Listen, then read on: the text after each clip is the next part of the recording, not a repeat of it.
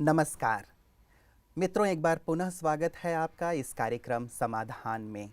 पिछली कुछ कड़ियों से हम चर्चा कर रहे हैं कि विद्यार्थियों के अंदर एक नकारात्मक प्रवृत्ति आत्महत्या के रूप में बहुत ज़्यादा बढ़ती जा रही है। और हम ये भी चर्चा कर रहे हैं कि जीवन ईश्वर की बहुत सुंदर सौगात है, परमात्मा ने हमें प्रदान किया है। और हमारे माता पिता भी हमें कितने लाड से, प्यार से, हमारे लिए सुंदर सपने संजो करके हमें पालते हैं, बढ़ाते हैं। और किसी छोटी सी बात, छोटे से दबाव या अपनी असहन शक्ति के कारण हम इस मूल्यवान उपहार को सहज ही नष्ट करने का संकल्प कर लेते हैं। तो ये कहाँ तक सही है, इसी चर्चा को हम आज पुनः आगे बढ़ाना चाहेंगे। और इस चर्चा में इस विशेष समस्या के समाधान के लिए हमेशा की तरह हमारे साथ हैं आदरणीय राजयोगी सूर्य भाई जी। भ्राता जी, आपका पुनः बहुत बहुत बहुत स्वागत है। बहुत अच्छे व्यू लोगों के मिल रहे हैं और पेरेंट्स विशेष करके चाहते हैं कि इस विषय पे सचमुच हमारे बच्चों को और प्रकाश मिले, क्योंकि उनका ये कहना है कि हम कुछ भी कहते हैं, थोड़ी सी भी बात हम कहते हैं तो अब हमें कहने से पहले सोचना पड़ता है कि हम ये बात उसे कहें या ना कहें, या किस ढंग से कहें। तो ये जो एक माता पिता और बच्चों के बीच बहुत सुंदर एक रिलेशन होना चाहिए, जैसे एक दोस्त दूसरे के साथ बात कर लेता है खुल करके, तो वो एक खुलापन, वो एक निर्भयता, वो एक सुंदर वातावरण न रह करके एक डर का वातावरण बन गया है पेरेंट्स में कि ये बात कहें तो कैसे कहें। भले बच्चा गलत कर रहा है, गलत रास्ते पे जा रहा है, या फिर वो पढ़ाई पे ध्यान नहीं दे रहा है, उसके फ्रेंड्स कहते हैं आईपीएल का मैच चल रहा है तू आ जा, वो पढ़ाई छोड़ता है, भाग जाता है, मूवी देखना है आ जा, भाग जाता है। अब पेरेंट्स ऐसे समय पे भी कुछ कैसे कहें, इस बात में उन्हें बड़ा डर सा रहता है। तो इस चीज़ को पेरेंट्स भी कैसे हैंडल करें, और साथ ही बच्चों के अंदर जो ये एक सेंसिटिव नेचर विकसित हो गई है वो कैसे दूर।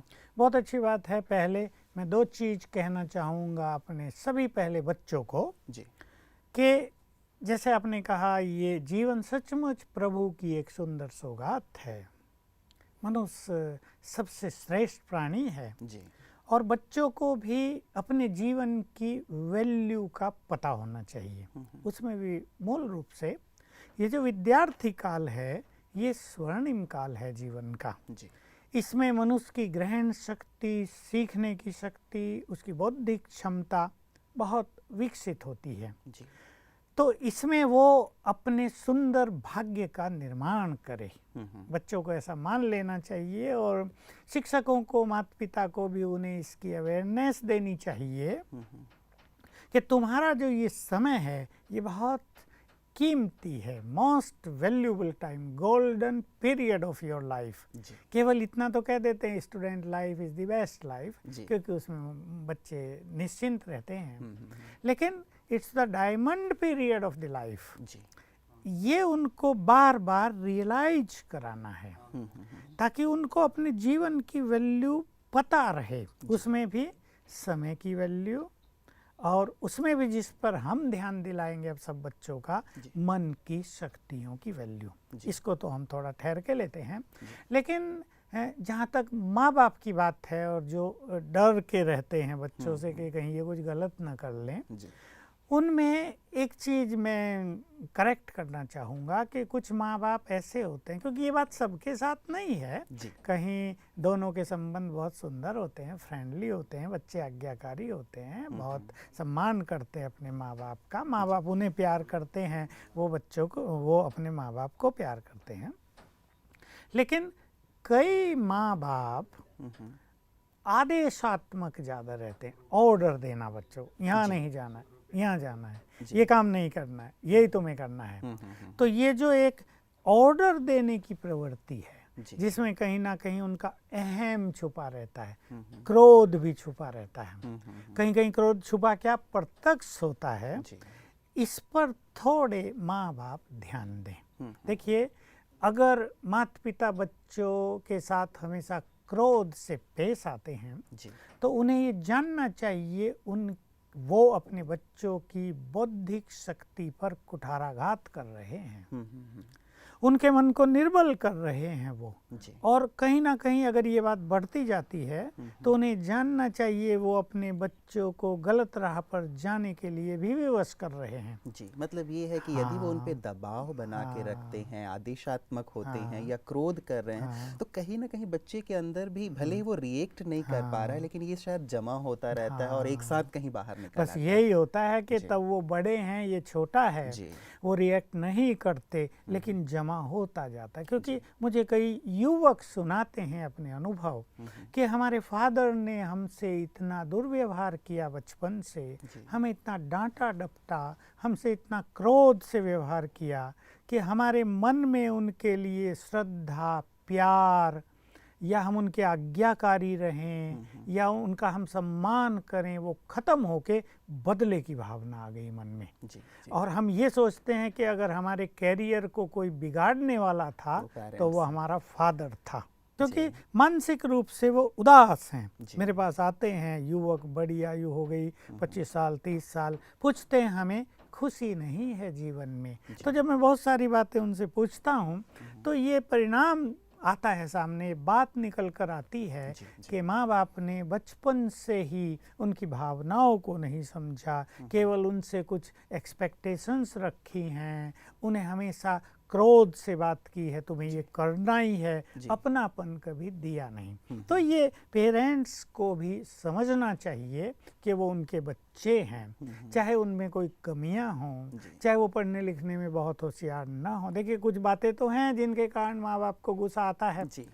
तो चाहे वो उनका खेल कूद में ज़्यादा ध्यान है, चाहे वो बचपन से बुरे संग की ओर चल गए हैं, बीड़ी सिगरेट पीने लगे हैं, कहीं स्मैक का प्रचलन, कहीं कुछ, लेकिन फिर भी अगर माँ बाप अपनी अच्छी स्थिति में रहें तो बच्चे उनकी हर बात का पालन करेंगे, उनकी हर बात को कल्याणकारी मानेंगे। भ्राता जी, एक चीज़ और भी हो रहा है, मैं बीच में रोकना चाहूँगा आपको।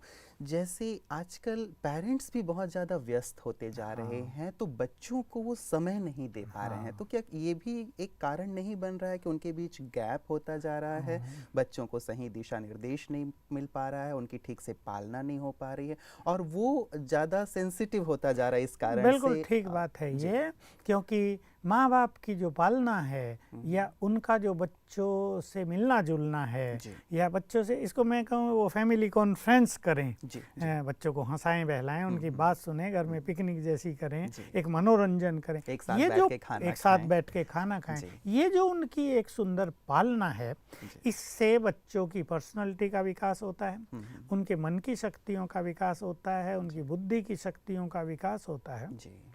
और विशेष रूप से ये होता है कि जो उनकी आंतरिक डिमांड है वो घर में ही पूरी हो जाती है। उन्हें कहीं बाहर भटकने की ज़रूरत नहीं, किसी का प्यार पाने के लिए कोई कहीं भटक रहा है, कहीं सम्मान मिले उसके लिए कोई भटक रहा है, कहीं अपनापन मिले उसके लिए युवक भटक रहे हैं। ये जब उन्हें घर में मिल जाएगा तो उनकी ये सेंसिटिविटी खत्म हो जाती है। बहुत सुंदर बात है भ्राता जी, यदि घर में ही सब प्रकार की चीज़ें अवेलेबल, क्योंकि जब वो बड़ा हो रहा है, चाहे वो स्टडी की बात हो, चाहे बाहरी दुनिया की बात हो, उसके मन में नाना प्रकार की जिज्ञासाएं आती हैं और साथ ही शारीरिक परिवर्तन भी होते हैं, तो उसके मन में उससे भी जुड़े हुए प्रश्न होते हैं। तो ये अच्छा रहेगा कि यदि माता पिता सचमुच उनके साथ बैठें, बातें करें, तो उनकी बहुत सारी समस्याओं का वही निदान हो जाएगा और जैसा आप कह रहे हैं कि उनके मनोबल का और सर्वांगीण विकास होगा। इसमें ये भी है कि कहीं कहीं घरों में मान लो माँ बाप के बीच में आपस में मनमुटाव है या बाप बहुत टेंशन लेके घर में आता है, तो उसकी जो मनोस्थिति है वो पहले ही प्यासा है, मुझे कोई शांति दे, मुझे कोई प्यार करे, मेरी कोई बात सुने, मुझे कोई हल्का करे, तो वो बच्चों को क्या देगा। तो ये जो एक टोटल सबका ही मनोबल, उनकी मन की शक्तियाँ क्षीण हो गई हैं और वो अपने में व्यस्त हो गए हैं। उनका भी अपना एक फ्रेंड सर्किल है, उनका भी अपना एक बिजनेस है या काम धंधा है, उसमें भी उनकी समस्याएं हैं, शारीरिक चीज़ें भी, कुछ ना कुछ बीमारियां हर एक को लगी हुई हैं। तो उस कारण वो भी अपने को योग्य नहीं देखते कि वो बच्चों को कुछ दे पाएँ। लेकिन मैं एक सजेशन अवश्य दूंगा कि घर में एक समय माँ बाप ऐसा निश्चित अवश्य करें जब वो आपस में 15-20 मिनट आधा घंटा बैठें, मनोरंजन करें, चाहे अपनी कोई छोटी मोटी बात है उसको शेयर कर लें, उसको सीरियस न बना के। तो जब मनुष्य शेयर कर लेता है तो बातें हल्की हो जाती हैं, और जब वो आपस में हंसे बहलेंगे, थोड़े आजकल जो हंसी खुशी की बातें होती हैं, पहेलियाँ ये वो करेंगे, तो उनकी अपनी भी टेंशन कम होगी।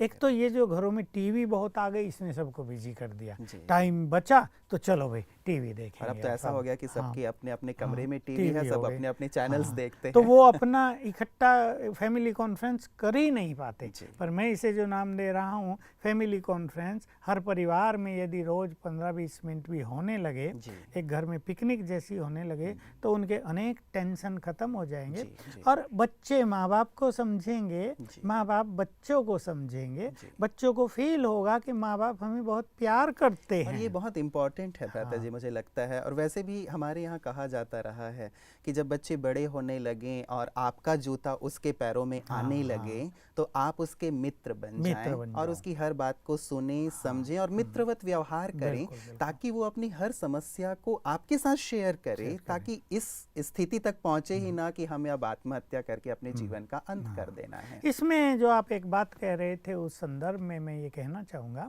कि आजकल एक बात तो बड़ी नेचुरल साइकोलॉजिकल है कि माँ बाप अपने बचपन को देखते हैं कि हम भी तो ऐसे ही थे, तो ये भी ऐसे ही रहेंगे। ये एक ऐसी निगेटिव भावना है जो युवा माँ बाप हैं आजकल, कि वो अपने बच्चों को कुछ और अच्छा सिखाने की स्थिति में नहीं है, और ये बहुत बड़ी कमजोरी हो रही है। इसलिए किसी भी युवा माँ बाप को 25 साल, 30 साल, 35 साल, 40 साल तक की आयु वालों को ये नहीं सोचना चाहिए कि हम भी तो ऐसे थे, हम भी तो इन व्यसनों में थे, हमारा भी तो बचपन ऐसे ही बीता। नहीं, अब एक दूसरे बच्चे आपके सामने हैं, दूसरी आत्माएं आपके सामने हैं, उनमें से कोई बहुत महान बनने वाला भी हो सकता है, आपके कुल का नाम रोशन करने वाला भी हो सकता है। जैसे हम देखते हैं माँ बाप बहुत गरीब हैं, वो रिक्शा चलाता है और बच्चे ने IAS कर लिया, तो हमें अपने से उनको कंपेयर नहीं करना चाहिए। हमें एक अच्छी पालना, एक अच्छे दृष्टिकोण के साथ अपने बच्चों से बिहेव करना चाहिए। और माँ बाप अगर बहुत अच्छी पालना करेंगे, देखिए टीचर का फील्ड अलग है, आजकल बदल चुका है। माँ बाप का इफेक्ट पहला है, माँ बाप ने उनको जन्म दिया है, गहरी छाप उनकी होती है।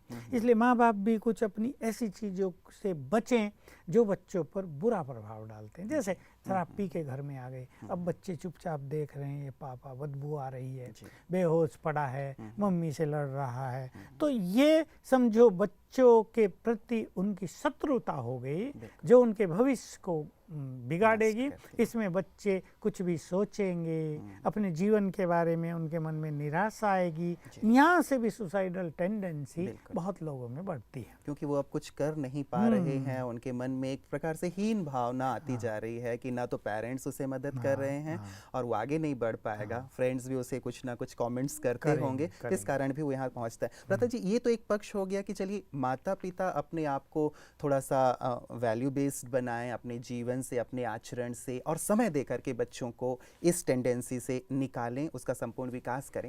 लेकिन दूसरा पहलू जिस पे भी बहुत आवश्यक है भ्राता जी, जैसे कई केसेस आते हैं कि पिताजी शराब बहुत पिया करते थे, लेकिन बच्चे ने, जैसे अभी भी आपने एग्जांपल दिया, बच्चा आज बहुत अच्छे पोस्ट पे है, अच्छा डॉक्टर है, अच्छा इंजीनियर है, तो मान लीजिए बच्चा यदि परिवर्तित नहीं कर पा रहा है इस परिवेश को, कि उसके पिताजी अब शराब ले रहे हैं या घर में मम्मी से लड़ाई झगड़ा कर रहे हैं और इस कंडीशन में ही उसे रहना है, या वो गरीब परिवार का है, उसे उतनी सुविधाएं नहीं मिल रही हैं, ऐसे में भी कैसे वो अपने आप को पॉजिटिव बना के रखे ताकि वो अपने जीवन का संपूर्ण विकास कर सके? इसकी बहुत विद्यार्थियों को आजकल आवश्यकता है जी। अगर मैं जो समाचार मुझे आते हैं तो 50% जो हमारा विद्यार्थी वर्ग है उसको अपने इन ऐसे ही परिवेश से गुजरना पड़ रहा है जी।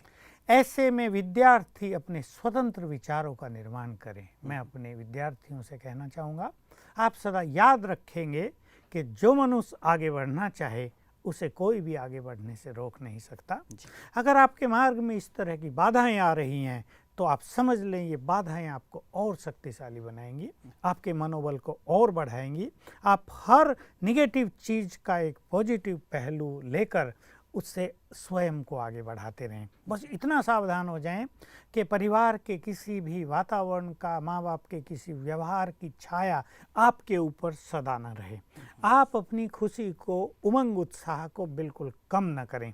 आप अब एक मैच्योर चिंतन प्रारंभ करें कि ठीक है, हमारे फादर का या हमारी मम्मी का ऐसा कुछ है, लेकिन हमें इसके इफ़ेक्ट्स से अपने को परे रखना है। हमें एक खुली हवा में रहना है। हमें एक सुंदर विचारों का अपने मन में निर्माण करना है। हमें अपने कैरियर को खुद बनाना है, खुद बिल्ट अप करना है। माँ बाप सहयोग नहीं दे रहे, न दें। अगर आप निर्धन भी हैं तो आजकल बहुत सारी ऑर्गेनाइजेशंस बच्चों को मदद करती हैं, बैंकों की ओर से मिलता है। देखिए, जिसको कुछ करना है उसको कहीं ना कहीं से मदद मिल ही जाती है। भगवान की ओर से भी उनको मदद मिलती है। इसलिए अपने को निराशा के अंधकार में डुबोएंगे नहीं, बिल्कुल। और अपने मन को इतना कमज़ोर नहीं करेंगे कि मर ही जाएं, अब क्या करना है इस जीवन को जी के, हमें तो कोई पूछता नहीं। ये बच्चों के साथ होने लगा है, क्या करना है, कुछ नहीं हो रहा है, चलो अपने जीवन को कर देते हैं। और एक हंसी की बात रहता जी कि स्कूल में एक बार मैं गया था तो कई बच्चे इस विषय पे चर्चा कर रहे थे कि एफर्टलेस सुसाइड कैसे किया जा सकता है। तो इसकी लंबी लिस्ट वो निकाल रहे थे। तो ऐसा लग रहा था कि पहले हम गुणों की चर्चा किया करते थे, वैल्यूज की चर्चा किया करते थे, अब ये चर्चा हो रही है की चर्चा के आराम से कैसे मरा जाए, अर्थात आराम से कैसे मर सकते हैं। तो देखिए, ये बात आपने की है, तो पहले मैं इसके बारे में ये कह देना चाहता हूँ अपने विद्यार्थियों को कि सुसाइड करना बहुत बड़ा पाप है। क्यों पाप है? क्योंकि इसके बाद आत्मा तो शरीर से निकलेगी, लेकिन वो कष्टों में, अंधकार में भटकती रहेगी। आप सोचें कि सुसाइड करके हमारी ये कठिनाइयाँ समाप्त हो जाएंगी, हम सुखी हो जाएंगे, या हम किसी से रिवेंज ले सकेंगे, किसी को कुछ लेसन दे सकेंगे। आप इसे भूल जाएं, ये कुछ नहीं होगा। आपका संपूर्ण भविष्य अंधकार में हो जाएगा, क्योंकि ये एक स्पिरिचुअल बात है। सुसाइड करने के बाद आत्मा को लंबा काल पुनर्जन्म नहीं मिलता है, वो अंधकार में भटकती रहती है। थोड़ी देर के लिए आप इस तरह सोचें कि उसे प्यास लगती है लेकिन पानी नहीं होता, उसे भूख लगती है लेकिन भोजन नहीं होता, उसे घर की ज़रूरत होती है लेकिन उसके पास घर नहीं होता, उसको अच्छा, जो उसकी इच्छाएं थी यहाँ वो कायम रहती हैं, अच्छे कपड़े पहनने की इच्छा होती है, वो उसकी पूर्ण नहीं होती। तो मन घोर अशांति में गुजरता है, उसकी फीलिंग्स अति बैड हो जाती हैं। मतलब वो इसलिए सुसाइड करता है कि मैं कष्टों से मुक्त हो जाऊं, लेकिन उसके कष्ट और कहीं ज़्यादा बढ़ जाते हैं। इसलिए बच्चों को या बड़ों को सुसाइड करने का भूल से भी विचार नहीं करना चाहिए। और अगर किसी के मन में बार बार ये विचार आता ही है, इससे तो मर जाना अच्छा है, इससे तो मर जाना अच्छा है, तो ये संकल्प सबसे घातक होगा। क्योंकि जो बार बार ऐसा विचार करते हैं वो जीने के महत्व को भूल जाते हैं, उनमें जीने का आनंद की जो आकांक्षा है वो नष्ट हो जाती है, और बस वो उसी ओर चलते हैं कि मर जाओ। तो भ्राता जी, ऐसे में क्या करें? कई बार ऐसा होता है ना कि समस्याएं इतनी विकराल हो जाती हैं कि चारों ओर अंधेरा ही अंधेरा दिखाई देने लगता है। अब मतलब कोई रास्ता हमें नहीं सूझ रहा है, तो मुझे लगता है कि ऐसे में ही व्यक्ति या हमारे विद्यार्थी सुसाइड करने का फाइनल करते हैं। ऐसे समय में वो क्या करे जो इस विचारों से मुक्त हो जाए और अपने इस जीवन का संपूर्ण आनंद ले? देखिए, मैं इस बारे में कुछ और बातें कहना चाहूँगा कि अगर असफलता ही हो रही है तो एक मनुष्य को, एक विद्यार्थी को एक सुंदर सी बात अपने पास रख लेनी चाहिए कि तुम्हारी बार बार की असफलता तुम्हारे लिए सफलता का द्वार खोलेगी। अपनी असफलता को असफलता न मानकर अनुभवी बनाने का माध्यम मान लिया जाए। एक टीम 4 बार हार जाती है, अगर वो इस पर गहन चिंतन करें तो और अपनी हार के कारणों पर दृष्टि डालें तो वो 4 बार की हार उनकी सदा की विजय का आधार भी बन सकती है। एक चीज़ ये सबको बहुत ज़्यादा ध्यान में रखनी है, समस्याएं सचमुच कभी कभी अति विकराल हो जाती हैं। देखने में आता है कि बहुत लोग जी नहीं पाते। कैसे? कर्ज बहुत बढ़ता जा रहा है। मैं बड़ों की बात कर जी, रहा हूँ। जी। कर्ज बढ़ता जा रहा, देने का कोई साधन नहीं, लेने वाले रोज द्वार पर आकर अपमानित कर रहे हैं, जी, जी। नींद नहीं आ रही है, तो मनुष्य सोचता है मैं ही मर जाऊंगा तो चलो बच्चे तो सुखी रहेंगे, ये कर्ज किससे लेंगे, जी। इले मर जाओ। जी। लेकिन देखिए ये ऐसी चीज है कि इन कर्मों का रिटर्न तो अगले जन्म में भी हमें देना ही पड़ता है। इसलिए याद रखेंगे कि समस्याएं हैं तो उनका समाधान भी है। जी। और जैसा हम लोग स्पिरिचुअलिटी में, राजयोग के लेसन्स में ये सिखाते हैं कि अगर हम अपनी मन की शक्तियों को बढ़ा लेते हैं, अगर हम अपने मन की भावनाओं को शुद्ध कर लेते हैं, तो अपने चिंतन को पावरफुल बनाकर, अपने चिंतन को पॉजिटिव बनाकर, हमें जो ये विचार आते हैं बार बार, इससे हम अपने को मुक्त कर सकते हैं। तो एक तो भ्राता जी जैसे आपने कहा कि हिम्मत ना हारें, थॉमस अल्वा एडिसन का भी एग्जाम्पल हमारे पास है कि सैकड़ों बार उसने किया प्रयास लेकिन बल्ब का आविष्कार नहीं कर पाया और फाइनली उसने हार नहीं मानी और वो वहाँ तक पहुँच पाया। तो ये तो बहुत सुंदर बात है कि वो हिम्मत ना हारे, शांति और धैर्यता बनाए रखे। तो अल्टीमेटली बात भ्राता जी मनोबल पे ही आकर रुक जाती है कि जो व्यक्ति मानसिक रूप से थोड़ा सुदृढ़ है, शक्तिशाली है, बलवान है, पॉजिटिव थिंकिंग वाला है, वो तो ऐसे समय में सर्वाइव कर लेता है, लेकिन बाकी लोग नहीं कर पाते। तो इस मनोबल को कैसे बढ़ाए विद्यार्थी ताकि ऐसे समय में अपनी शांति और धैर्यता को कायम रख सकें? बहुत अच्छी बात है, ये फाइनल सॉल्यूशन तो यही है जी। पर मुझे एक सीन मेरे सामने आ रहा है, वो मैं आपके सामने रखना चाहता हूँ। जी, जी। 12वीं क्लास का एग्ज़ाम दिया एक बच्चे ने, बच्चा टॉप क्लास था हरियाणा का जी, और लक्ष्य था हरियाणा बोर्ड में फर्स्ट पोजीशन लेना। मार्क्स आए 90% जी, लेकिन बस बात ये हो गई कि 2 अंक उसके ज़्यादा थे जिसने टॉप कर दिया, मतलब 0.2% या 4% जी जी, इस पे इसकी सेकंड पोजीशन रह गई। और ये लड़का जिसको मेडिकल में जाना था कंप्लीटली डिप्रेशन में आ गया। मैं उधर था तो मुझे अपने घर में बुलाया, हंसी की बात है जी, मैंने उसको थोड़ा हंसाया जी, तो ये क्या है सेंसिटिविटी कि टारगेट पूरा नहीं हुआ तो मर जाओ जी, डिप्रेशन में आ गए। उसका 1 साल बेकार गया था वो मेडिकल में, डायरेक्ट मेडिकल में उसका एडमिशन हो रहा था, 1 साल उसका वेस्ट हुआ केवल इस बात को लेके कि 2 मार्क्स मेरे कम रह गए। तो क्या है कि हमें इतना सेंसिटिव नहीं होना चाहिए। हमारी श्रीमद् भगवत गीता भी हमें ये सिखाती है कि एक ऊंचा टारगेट रखो, एक महान लक्ष्य अपने सामने लेकर चलो, उसके प्रति अपने को फुल्ली डेडिकेट कर दो, लेकिन जो कुछ प्राप्त हो उसे स्वीकार करके आगे बढ़ो। जी, जी, मान लो हमारी एक्सपेक्टेशंस के प्रतिकूल कुछ हमें मिल गया तो इसमें बहुत चीज़ों का कारण होता है, कहीं समय बुरा था या हमारा इसी में कल्याण था, तो कोई भी बड़ी से बड़ी असफलता भी हमें पुनः सफलता के मार्ग में ले चलेगी। जी जी जी, भ्राता जी बहुत सुंदर ये आज की चर्चा रही कि किस प्रकार से ये जो आत्महत्या की टेंडेंसी है उससे हमारे जो विद्यार्थी हैं सहज रूप से बाहर आ सकते हैं। एक बात तो ये आई कि पेरेंट्स उनके लिए एक सुंदर आदर्श बने और साथ ही साथ विद्यार्थी भी अपने मनोबल को विकसित करें और हिम्मत ना हारें। बहुत सुंदर बातें आज हमारे विद्यार्थियों ने, हमारे पेरेंट्स ने सीखी होंगी, इसके लिए आपका बहुत बहुत शुक्रिया भ्राता जी। मित्रों, आज आप लोगों ने देखा कि किस प्रकार से जो एक नेगेटिव टेंडेंसी हमारे युवा वर्ग में बढ़ रही है आत्महत्या की, उसके कई कारण हो सकते हैं, विभिन्न पहलुओं पे आज भ्राता जी ने प्रकाश डाला है।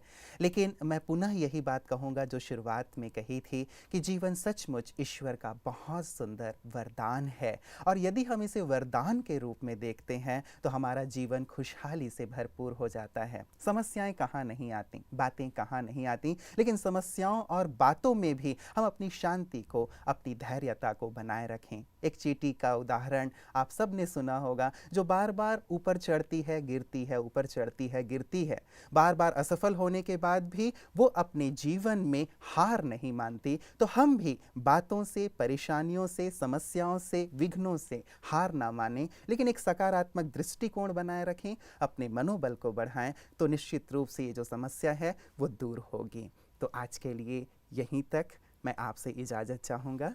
नमस्कार।